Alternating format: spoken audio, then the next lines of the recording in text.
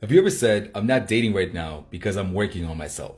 You see, while dating should not be your number one priority or your number one goal throughout every single stage of your life, and you can absolutely decide to focus and prioritize other things like your kids or your job, your hobbies, your fitness, whatever that is. But saying that I am working on myself just so that when I do get back out there and date, I'm more ready for it makes no sense whatsoever. You see, what you have to understand is that growth doesn't happen in isolation. This is not some Rocky movie where the hero goes into this remote location after being defeated and stays there and trains in a dark cave for 3 months and then comes out and defeats everyone. In real life, growth happens through adversity. Growth happens through doing the exact same thing that you want to get better at. If you want to get better at playing the piano, you play the piano. If you want to get better at dating, you need to date. You see, through the experience of dating, through the ups and downs, you're going to allow people to point out all your insecurities, your fears,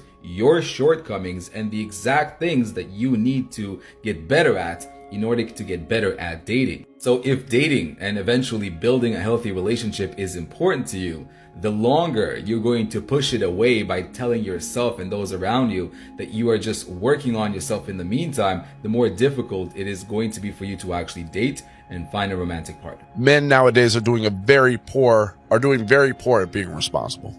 They've lost total sight of what it really means to be a man. Most men nowadays think that being intimate with a woman equals being a man. That's not true. That equals being a male. It doesn't equal being a man. That makes you a male. A man is someone deserving of respect because he's provided for you when he knows it's detrimental to him. That's a man. A man that is building something to provide for another individual, even though it may be detrimental to him. It's the men in your life that have went out their way to help you at an expense to themselves, not the men that have used you or anything of that sort.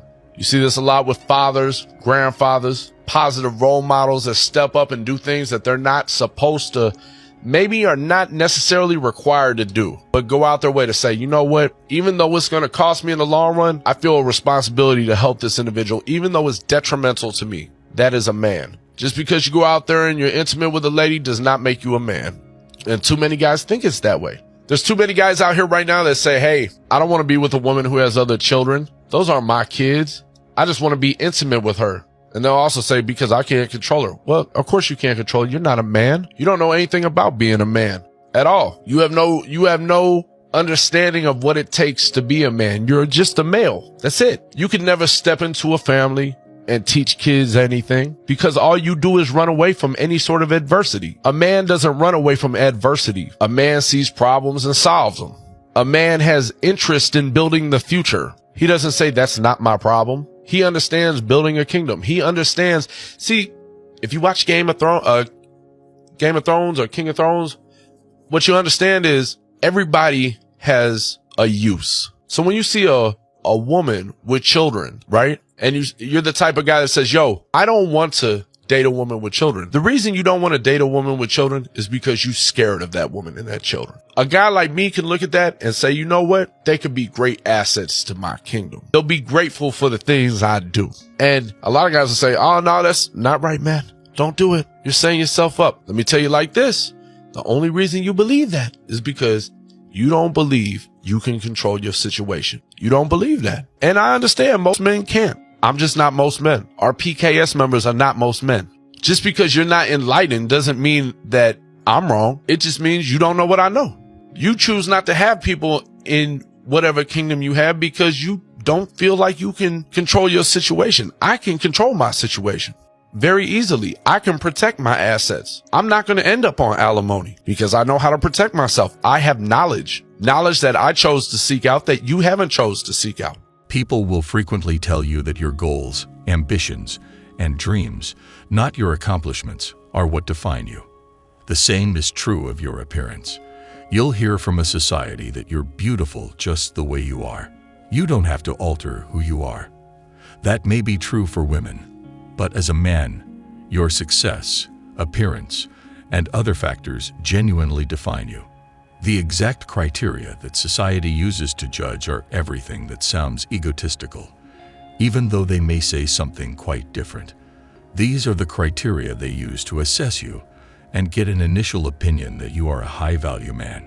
You must comprehend these harsh realities. Getting your appearance and performance in order only to appease society is not necessary if you want to succeed. After all, we don't do it for them. Our main motivation is, afterward, for ourselves.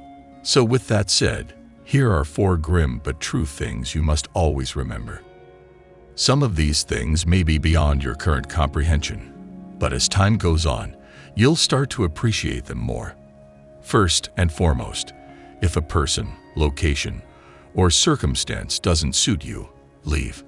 What makes high value?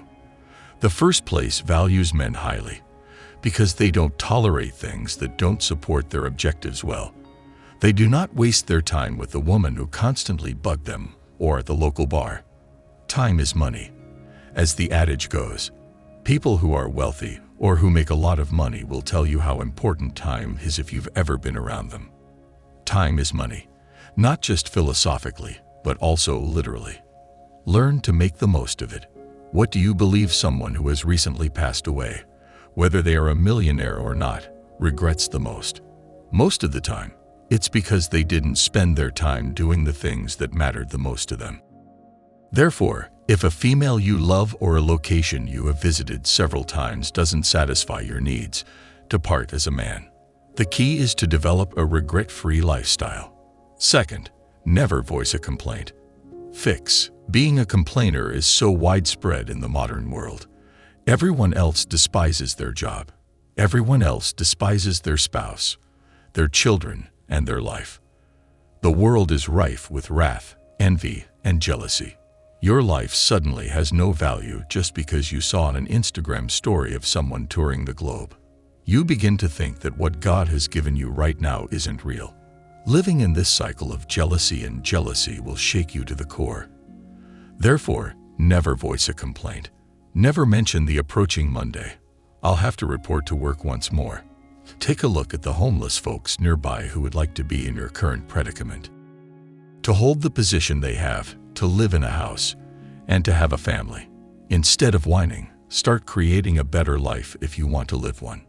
If you don't like your current employment, develop the skills you need to advance to a better position or launch your own business. But keep in mind that whining is a sign of weakness, because he is aware that anything is possible with the appropriate perspective, aptitude, and most importantly, the grace of God. A strong and grounded man smiles in the face of difficulty. Stay away from people's nonsense. Every one of us will eventually encounter someone who irritates us. They could say or do something that makes you want to respond angrily. But part of being grounded is not harboring resentment towards someone. Just keep in mind that this is just how they are. It's in their nature. Don't take anything personally. The worst thing you can do in a boxing bout is to lose control of your emotions and start fighting violently. By doing this, you let your emotions rule you and forget all the fighting strategies you have learned. Please pay attention to this analogy. Suppose someone took $10 from your bank account while you had $86,400 in it. Would you become upset and discard the remaining $86,390? No. Similarly to that, each day we have 86,400 seconds. Don't allow a bad 10 seconds ruin the rest of your day. Keep your mouth silent and observe others as if they are performing when they exhibit bad behavior. As if you were watching an actor perform a scene in a movie, just observe and carry on because, as you discovered in Truth Number 1, you must let go of anything that doesn't serve you. Proverbs chapter 26, verse 4 of the Bible states, "Do not answer a fool according to his folly, or you will also be like him." Don't overlook is the fourth truth. It is quite simple for a man who is motivated by his aims and goals to embark on a hunting expedition with only those things on his mind. Even though that's all well and good, your family still needs your attention. This might be advice on how to earn more money, look your best, or provide the most value to others. There's a proverb that says you shouldn't ever forget the person who has been by your side since the beginning. Almost all. Your own family is here. Most men don't understand this until they lose a loved one or their family. by visiting their tomb and carrying out the requests of their family. They attempt to make amends, but it is too late. Start right away. They are the actual people who have stood by you and will do so in the future.